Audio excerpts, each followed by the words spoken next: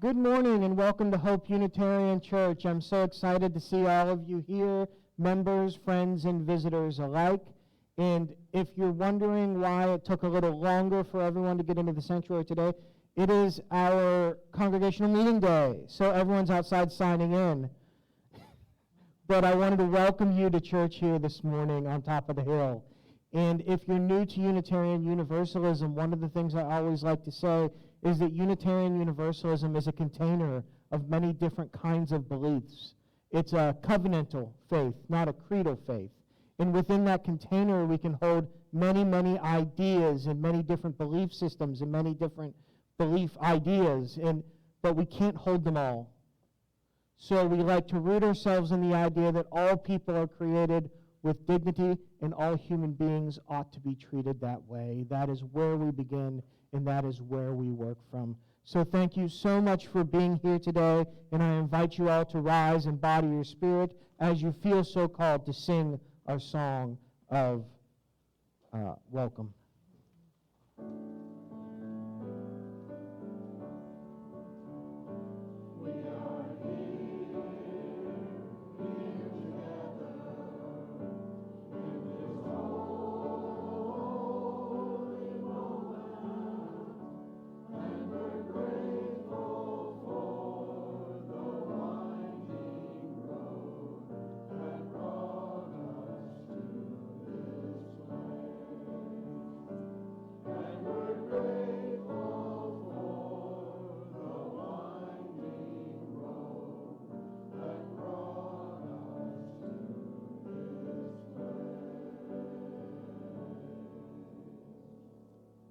And it is tradition in Unitarian Universalism to light a chalice before we start, and we have a reading that we say while we light that chalice. We light this beacon of hope, sign of our quest for truth and meaning, in celebration of the life we share together. You may be seated. When tears this invocation is from Reverend Joan Javier Duval. Whether tears have fallen from your eyes this past week, or gleeful laughter has spilled out of your smiling mouth, whether you are feeling brave or broken-hearted, defiant or defeated, fearsome or fearful, whether you have untold stories buried deep inside or stories that have been forced beyond the edges of comfort, you are beloved and you are welcome here. Let's say our covenant together. Love is the spirit of this church, and service is its call. This is our great covenant, to dwell together in peace, to seek the truth in love, and to help one another. And once again, I invite you to rise and body your spirit as you feel so called to sing Come, Come, Whoever You Are. And as we sing the song, we will we'll sing it through once together, and then we'll do a round with it, and I will break you up as naturally as possible during that moment.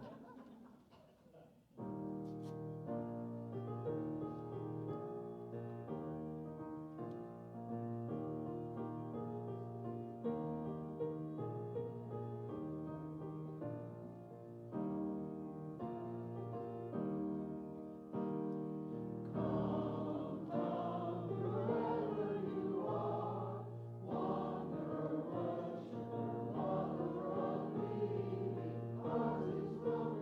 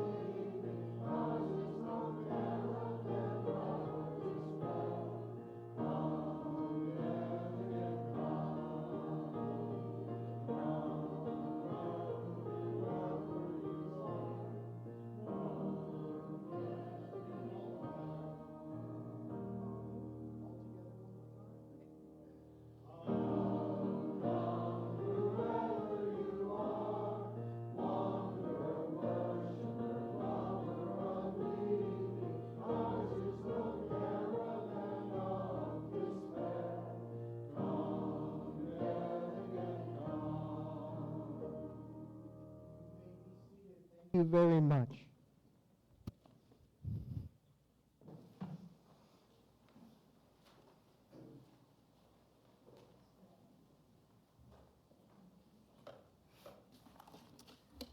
Let's start with announcements. My name's Anita Ward.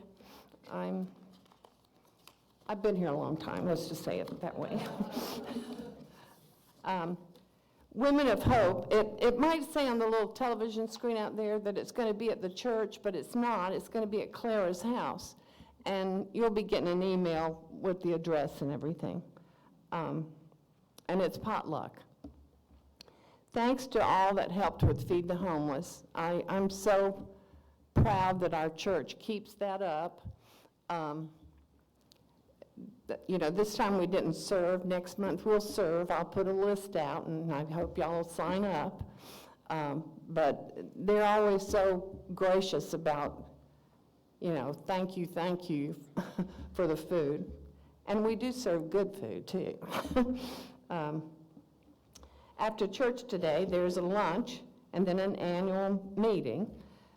Both tables out there have the same sandwiches, so you don't have to peruse the whole thing because they're the same.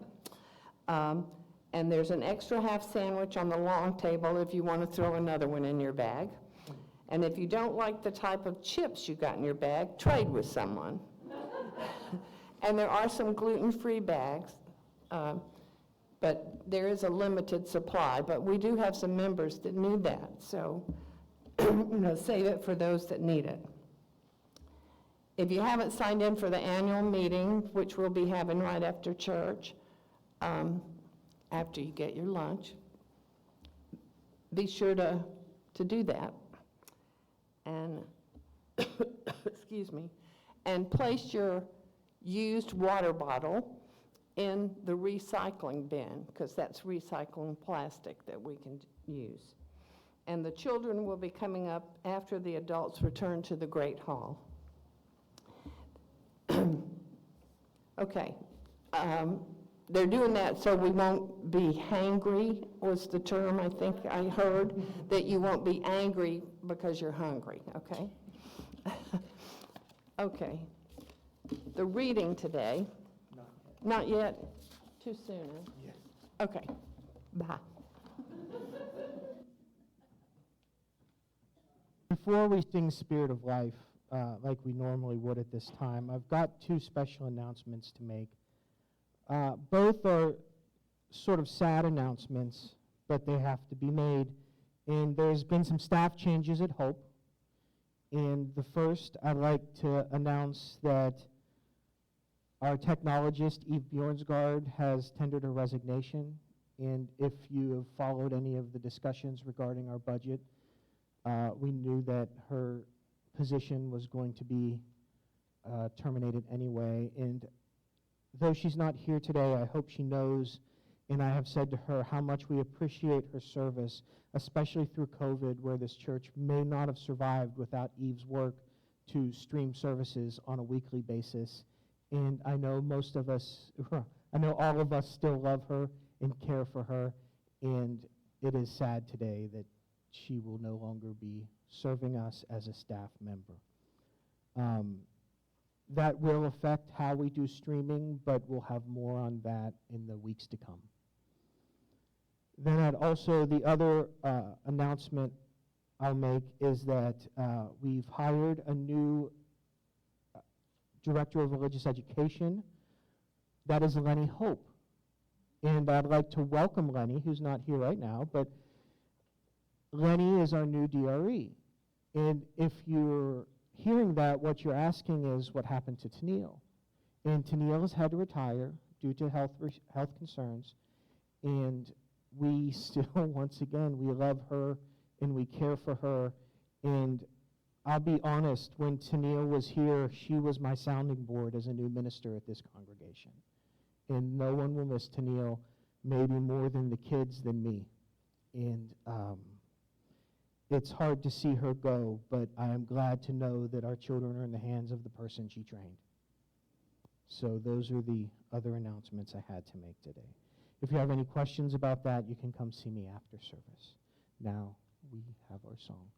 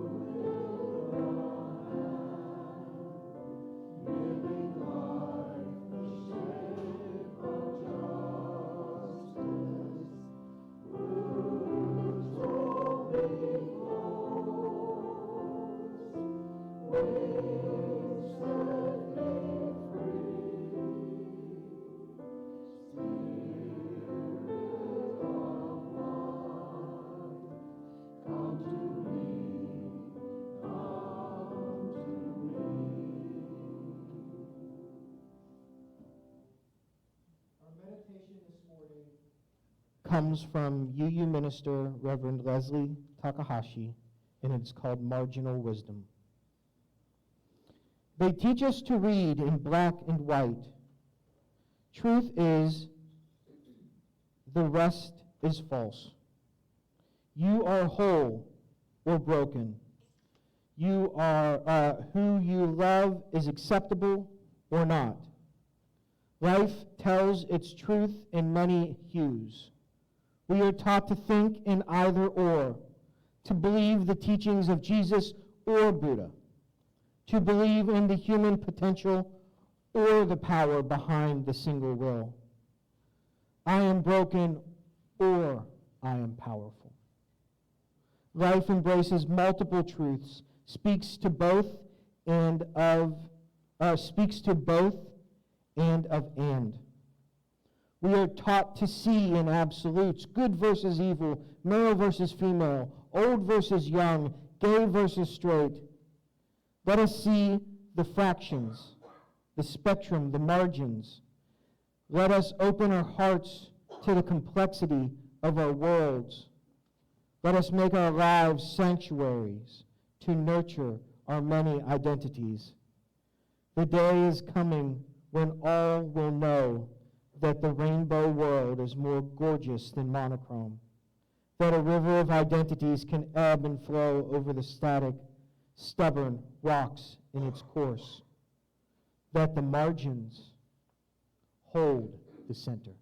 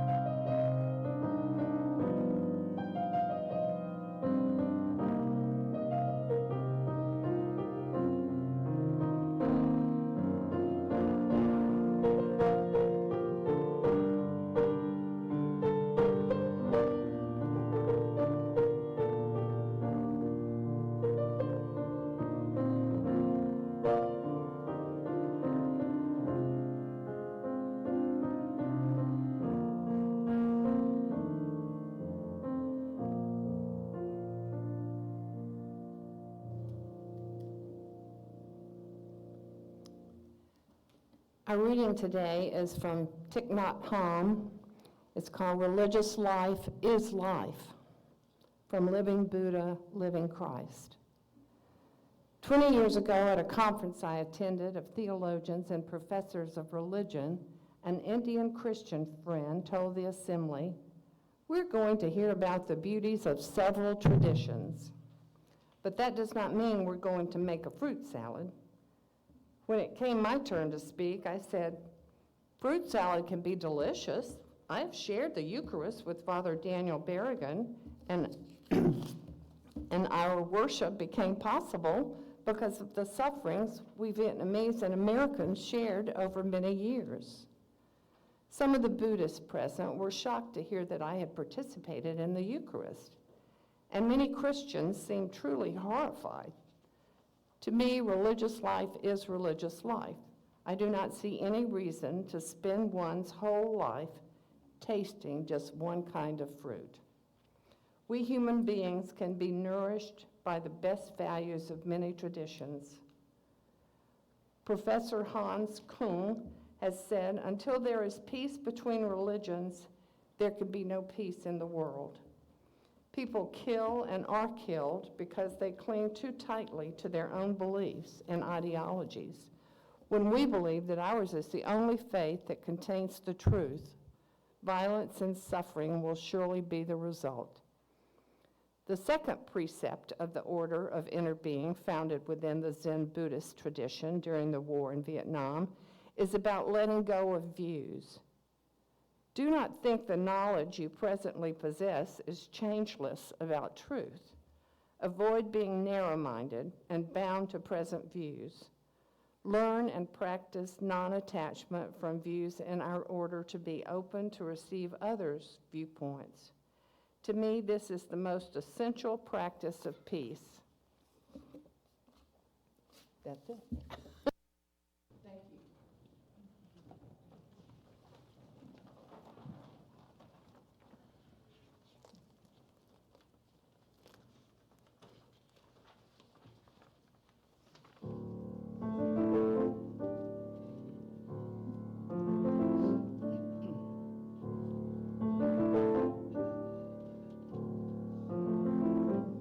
It's the beat of our heart.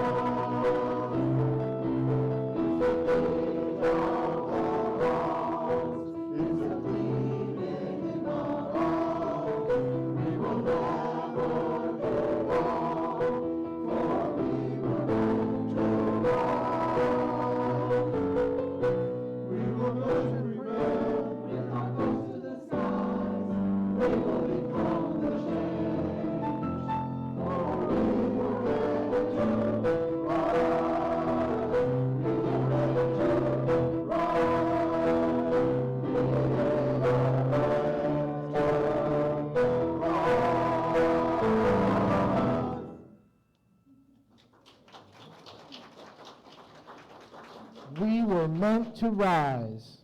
We were meant to be the change. Such wonderful words to go into service. I once heard a story about an elephant. See, there are these 6 blindfolded people who'd never seen an elephant before. So they stood before the elephant and they touched it. Then they sought afterwards to describe the elephant. One person reached out, touched the side of the elephant, and said, "Oh, this elephant's a sturdy wall." Another one found the tusk and said, "Nah, this fella's like a big old spear." The third reached out their hand and touched the trunk of the elephant, and he said, this must be a snake.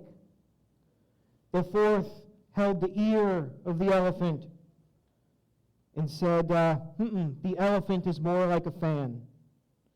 The fifth, reaching for the legs, said, "No, sir, this elephant's a tree trunk." And the final one felt the tail and said, "You are all wrong. This elephant thing is clearly like a rope." They began to bicker with each other until the traveler who brought the elephant encouraged them to take off their blindfolds and saw that this tremendous beast was all the things: the wall, the spear, the snake, the fan, the tree trunk, and the rope. And the traveler spoke, his voice laced with wisdom, and said, "You each touched the same truth from different angles. The elephant is all that you described and more. It teaches us that our individual experience can be true, but may not represent the whole picture." I first heard this story when I was a little kid at a small church in Wheeling, West Virginia. And I don't remember what the point of the sermon was. But I just remembered the story. And I remembered that all the people who touched the elephant learned something, they learned something important about perspective. But when I heard the story for the first time, it wasn't 6 blindfolded friends. It was the 7 blind men. And it's probably not news to you, but Unitarian Universalists commonly change the words to stories and sometimes even songs that you may have found traditionally different in another place. Compare our hymnal with the Congregational or the Baptist hymnal, and you'll see many old hymns have language that is changed for one reason or another. Maybe it's because of the use of a specific deity, or maybe it's because of gender identity.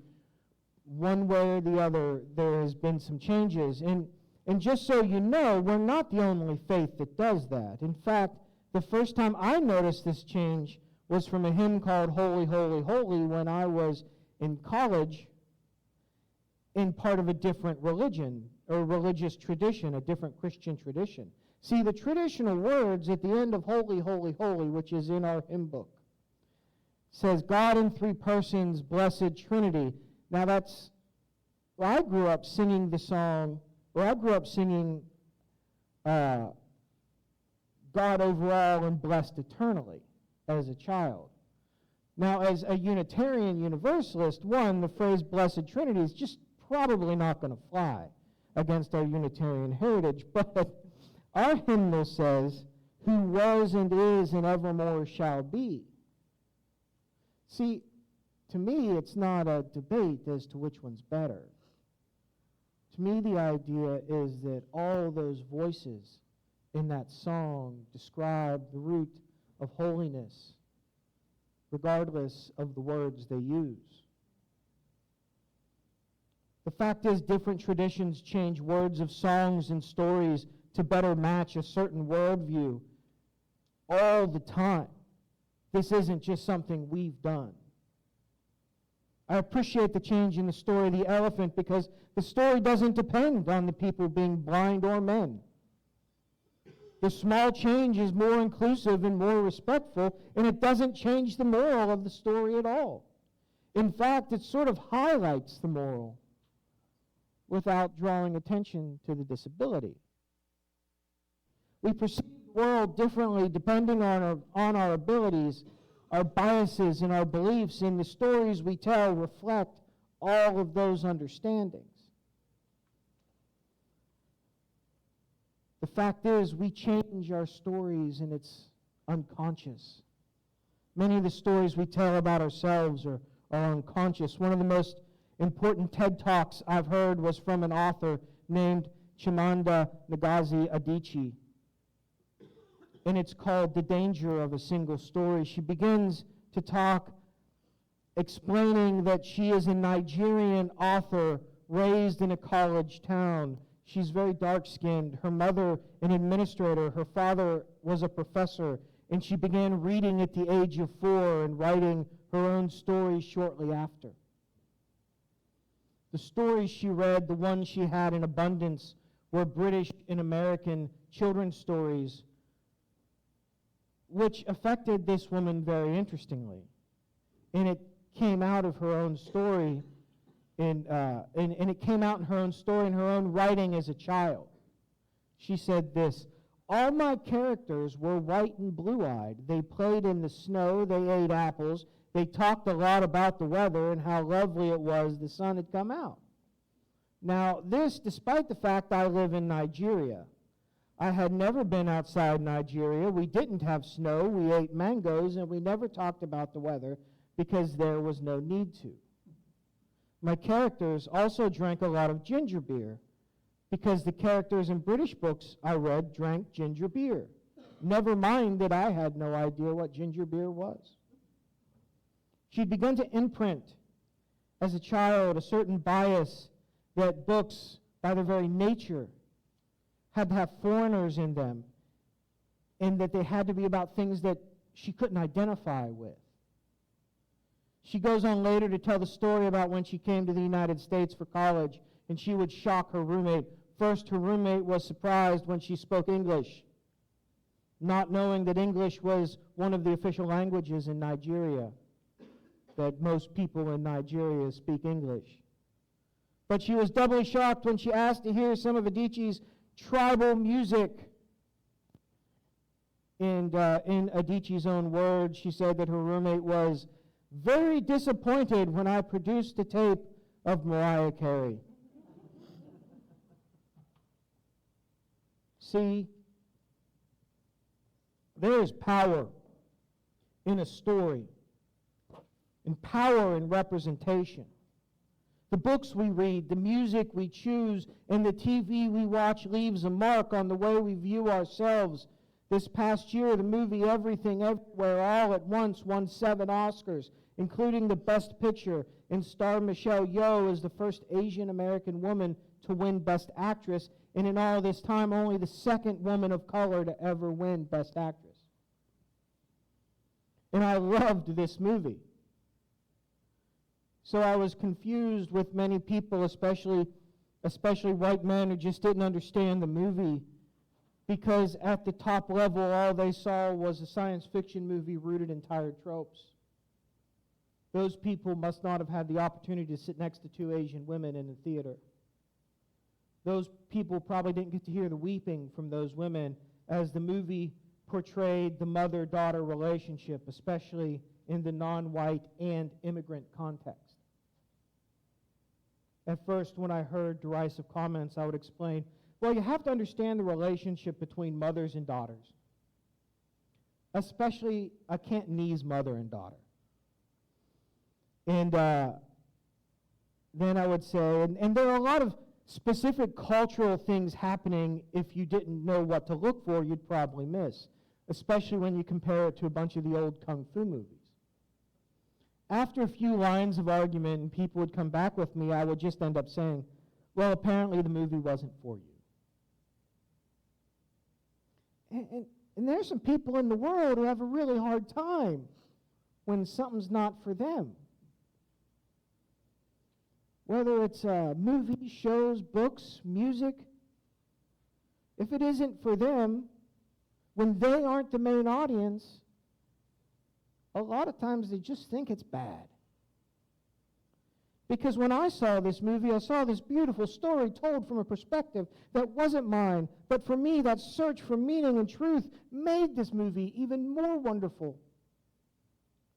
It made watching this relationship, knowing that I couldn't experience this relationship, knowing that I didn't have the perspective of Cantonese immigrants, knowing even the little thing that the language they used was Cantonese and not Mandarin meant a whole lot to a lot of people I know who grew up in the Mississippi Delta, speaking Cantonese and not Mandarin, with the assumption Chinese is one or the other. So maybe the movie just wasn't for you. Because representation matters. Not just in main characters, but how a story is told. Because there's power in stories, there's power in how they're told. Adichie goes on to say, start the story with the arrows of the Native Americans and not with the arrival of the British, and you have an entirely different story. Start the story with the failure of the African state and not with the colonial creation of the African state, and you have an entirely different story. Human beings aren't really very good at seeing outside of their biases. Infamous film producer Robert Evans said, "There are 3 sides to every story: my side, your side, and the truth. Yet no one is lying. Memories shared serve everyone differently." See, I love the last part of that phrase. Memories shared serve everyone differently. And the fact is, when we consider the media, music, books, TV, etc., that we follow, it is very comfortable to stay within the realm of our stereotypes and our biases. I mean, they're there for a reason. In the evolutionary sense, these things protected us. But in the modern world, they can often get in the way of inclusion and tolerance. We have to choose, especially as white people, to see different perspectives. It doesn't come natural to us because we are inundated with so many options rooted in our culture. Resting on our laurels and cuddling up with our biases is easy. But then as Unitarian Universalists, we don't often like to do what's easy, do we? Our reading today was written by Zen Buddhist guru and religious leader Thich Nhat Hanh in his book, Living Buddha, Living Christ. In the reading, different religions are being likened to different fruits, and Thich says that he loves fruit salad, asking the question, why would anyone want to live your whole life eating one kind of fruit? He says, we human beings can be nourished by the best values of many traditions. In the book, Thich Nhat Hanh seeks to understand Jesus through all the different options he had, through the New Testament, through the people that professed to follow him. Later, he would point out that the altar in his home had both Buddha and Jesus on it. But it was only through working to understand the other that he found this opportunity. He quotes the second precept of the order of interbeing and says, "Do not think the knowledge you presently possess is changeless about truth. Avoid being narrow-minded and bound to present views. Learn and practice non-attachment from views in order to be open to receive others' viewpoints." So I've given you 3 stories today. First, a story about an elephant that teaches us we don't always see fullness around ourselves. The second story was from Chimamanda Adichie about the dangers of the single story and the way it affects people. Then finally, Thich Nhat Hanh, who encourages us to practice non-attachment from our views so that we can see from the perspective of others, so that we can continue to grow as human beings. And somewhere within the realm of these 3 stories, there is a point. In the place they interact with, there is also meaning. We are reminded that there are many different stories. We are reminded that we should try to experience them to the best of our ability, to seek out the other stories, the stories that are not ours, to understand why they're uncomfortable to hear. Adichie says this, that when we reject a single story, when we realize that there is never a single story about any place, we regain a kind of paradise. So as you go forth today, and then a bunch of y'all have to stay for a congregational meeting, but take this for then. As you go forth today, remember that we are always perceiving the stories around us very differently. The stories about ourselves, the stories about others, the stories we hear. So let's search for those stories. Let's search for that difference so that we can better ourselves and better this world around us.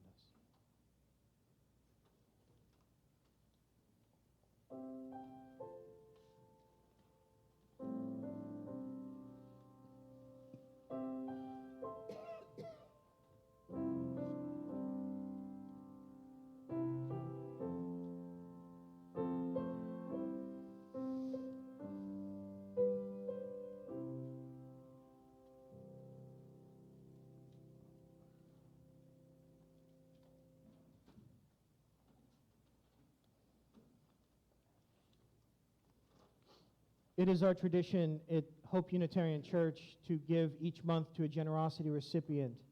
Our generosity recipient at this month is Tulsa Cares. And if you would like to donate directly to Tulsa Cares, write generosity on the line of your check, or just put in a cash donation, and that cash donation will be given directly to Generosity Cares. But if you would also like to take this opportunity, you may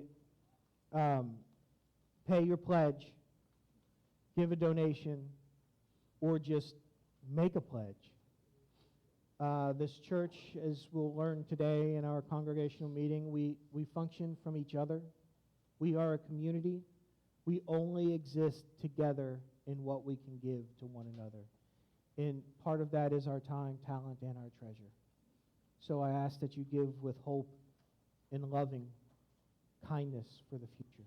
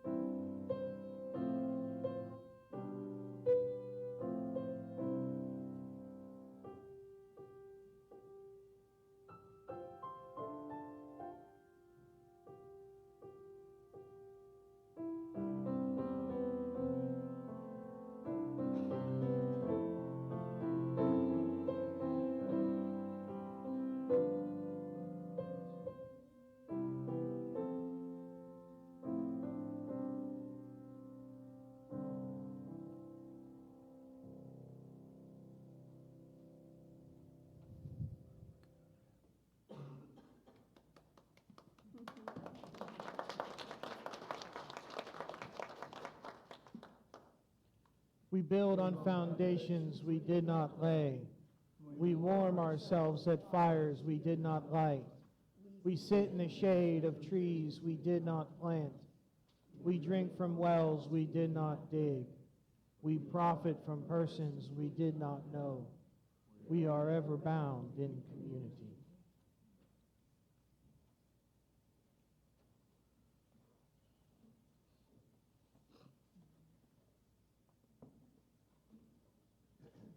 Our final hymn will be hymn number 323, Break Not the Circle. And I invite you to rise and body your spirit as you feel so called.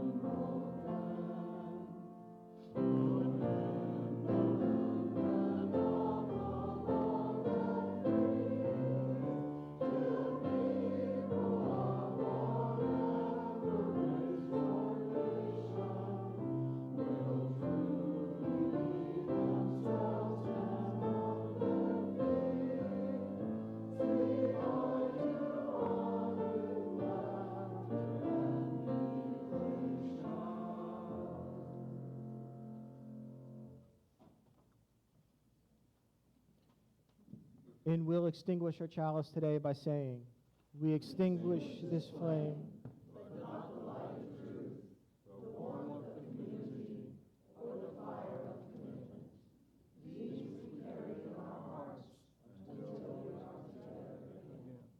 So go forth, seek the stories that you don't know, and see if we can somehow learn to make them ours too.